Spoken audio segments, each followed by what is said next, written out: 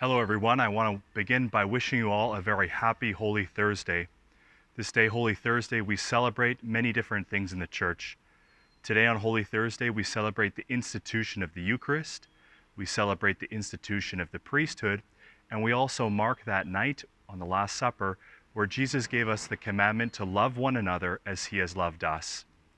It can, at this time of the pandemic, feel particularly difficult or painful to try to celebrate Holy Thursday. This is because at this time we probably can't receive communion. Therefore, in some very important and painful way, we are separated from the Eucharist. And this is hard because as we read in Sacrosanctum Concilium, the document from the Second Vatican Council on the liturgy, the Eucharist is the source and summit of our faith. It can be difficult to feel separated or disconnected from the Eucharist at this time. How then can we celebrate Holy Thursday during this time of the pandemic? Well, perhaps one way we can do this is by focusing on that second part of that statement or phrase from Sacrosanctum Concilium. The Eucharist is the source of our Christian life. The Eucharist, therefore, is supposed to point us in a certain direction, lead us somewhere. So during Holy Thursday, perhaps we can contemplate where it is that the Eucharist leads us and try to walk in that direction. That's perhaps one way we can celebrate Holy Thursday today. Where then is the Eucharist leading us? How is the Eucharist calling us to live? We see in the readings from the liturgy this evening that the Eucharist calls us to live like Christ, to sacrifice ourselves for others as Jesus did, to be selfless and to be a servant as he is. This comes across quite clearly in the second reading from today, taken from the 11th chapter of Paul's first letter to the Corinthians. And this is an incredible chapter because it's actually the earliest record we have of the Last Supper. And the reason Paul talks about it is because there's a big problem in the community at Corinth. So it seems that in this community, before the celebration of the Eucharist, the community was gathering for a common meal together to celebrate the fact that they are a community, that they are one family. But at this meal, sometimes called an agape or love feast, there were some serious problems. Specifically, Paul tells us that there's this great division between rich and poor. The rich are gathering on their own, they're eating fine food, gorging themselves, and becoming drunk.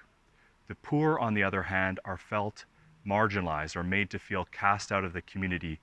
The unity in that Last Supper meal is not there. It becomes a selfish kind of meal that they're celebrating. Paul then talks about Jesus' institution of the Eucharist at the Last Supper to correct them. Paul specifically says that when Jesus gives us his body and blood, it is for us. Therefore, Jesus gives himself for us as a selfless act. Therefore, the selfishness that was happening at that community meal before the Eucharist goes contradictory or is completely contrary to what the Eucharist is all supposed to be about. The Eucharist is supposed to lead us to be selfless like Jesus. We see this also very clearly in the Gospel today, taken from John chapter 13. Now, famously, in John's Gospel, when he accounts or recounts the Last Supper, there is no institution of the Eucharist there. Rather, in John's Gospel, he talks about the Eucharist in chapter 6. In John's Gospel, however, when he speaks about the Last Supper, or tells us about the Last Supper, he tells us about when Jesus washed the feet of his followers. And Jesus said, I call you to love one another as I have loved you. This is sometimes called the mandatum of Jesus. And many Christians call Holy Thursday Maundy Thursday because of this, Maundy from mandatum. Jesus calls us to love and to serve others. And this service is to take on the lowly place of a slave even. So what Jesus was doing at that time, to wash the feet of his followers, was something reserved for kind of one of the lowest slaves in society. Therefore, it shows us that the Eucharist is the source leading us to serve like Jesus in this way that can be a bit messy, can be a bit dirty, can be a bit difficult, can be non-glamorous.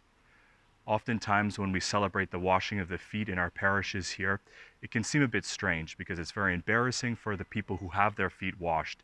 And if they hear they're going to have their feet washed beforehand, they usually clean their feet very, very clean before they even come to the church. It's like as though when the priest washes it, they become more dirty. But one time, a few years ago, I was spending some time in Tijuana, and we had the opportunity to celebrate the Triduum in a prison. And it really struck home to me at that time how remarkably humble Jesus' act of service was. So in this prison, we would celebrate the Triduum, and when it came to Holy Thursday, we just invited some prisoners to come forward, and the priest who was there washed the feet of the prisoners.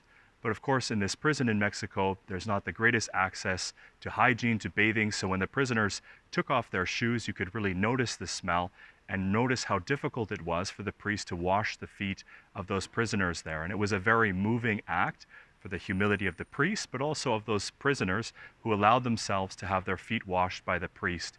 It showed really, for me at that time, the beauty, the humility of what Jesus does for us. That his love is shown through service, but service in the simple and very humble ways in life. So on Holy Thursday then, we can remind ourselves today that the Eucharist is the source of our Christian life. It's to lead us to behave like Jesus, to serve like him, to really wash the feet of others, okay, maybe in a metaphorical sense. So we can ask ourselves today, how can we serve those closest to us in this very kind of dirty, this very humble way? Perhaps just by doing simple acts of kindness to others, to help them out in ways that they need it. Christian life looks like washing the feet of others. It's not glamorous, but this is the service and the love that the Eucharist calls us to. So I wish you all again a very happy Holy Thursday. God bless you.